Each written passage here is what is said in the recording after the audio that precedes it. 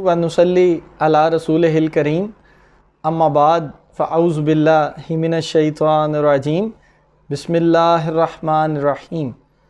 ناظرین، بسم اللہ الرحمن الرحیم کی حقیقتوں کو سمجھنے کے بعد، جاننے کے بعد، آئیے سورہ فاتحہ کے اندر چھپی ہوئی حقیقتوں کو سمجھنے کی اور جاننے کی کوشش کرتے ہیں۔ امام حسن بصری رضی اللہ تعالی عنہ سے روایت ہے، آپ فرماتے ہیں اللہ پاک نے کل 104 کتابیں اتاری۔ ان 104 میں 100 صحیفے ہیں اور 4 کتابیں ہیں جن کے بارے میں آپ سب کو معلوم ہے، تورات، زبور، انجیل اور قرآن پاک۔ اللہ سبحانہ و تعالی نے ان 100 صحیفوں کا علم ان 4 کتابوں کے اندر رکھا، 3 کتابوں کا علم قرآن پاک کے اندر رکھا، یعنی کہ تورات، زبور اور انجیل کا علم قرآن پاک کے اندر رکھا۔ قرآن پاک کا علم طوال مفصل کے اندر رکھا۔ در حقیقت طوال مفصل کیا ہے؟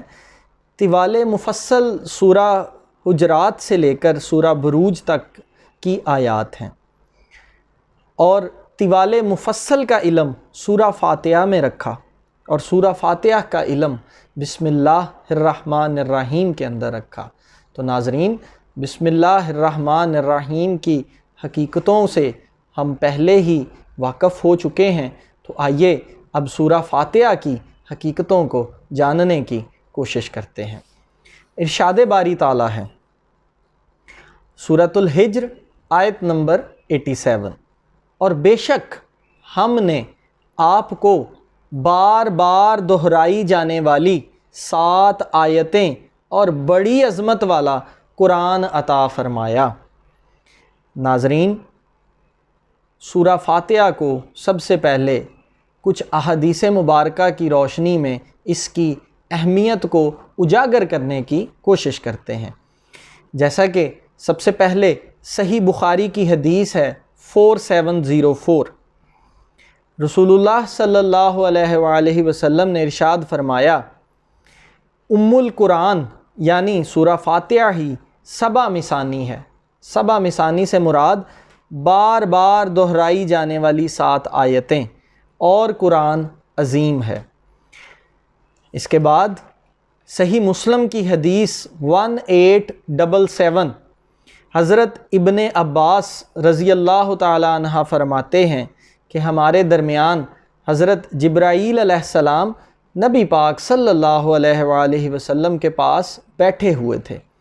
اچانک اوپر سے ایک آواز سنی تو آپ صلی اللہ علیہ وآلہ وسلم نے اپنا سر مبارک اٹھایا۔ حضرت جبرائیل علیہ السلام نے فرمایا، یہ دروازہ آسمان کا ہے جسے صرف آج کے دن کھولا گیا ہے، اس سے پہلے کبھی نہیں کھولا گیا۔ پھر اس کے ساتھ ہی ایک فرشتہ اترا۔ حضرت جبرائیل علیہ السلام نے فرمایا، یہ فرشتہ جو زمین کی طرف اترا ہے یہ آج سے پہلے کبھی نہیں اترا۔ اس فرشتے نے آقا کریم حضرت محمد مصطفیٰ صلی اللہ علیہ وآلہ وسلم کی بارگاہ میں سلام پیش کیا اور کہا کہ اللہ سبحانہ و تعالی نے آقا کریم کو 2 نوروں کی بشارت دی، 2 نوروں کی خوشخبری دی۔ اللہ سبحانہ و تعالی نے اپنے محبوب کو 2 نور عطا کیے۔ وہ 2 نور کیا ہیں؟ ان 2 نوروں میں ایک نور سورہ فاتحہ ہے اور دوسرا نور سورہ بقرہ کی آخری آیات ہیں۔ آپ صلی اللہ علیہ وآلہ وسلم ان میں سے جو حرف بھی پڑھیں گے اللہ سبحانہ و تعالی آپ صلی اللہ علیہ وآلہ وسلم کو اس کے مطابق عطا کرے گا۔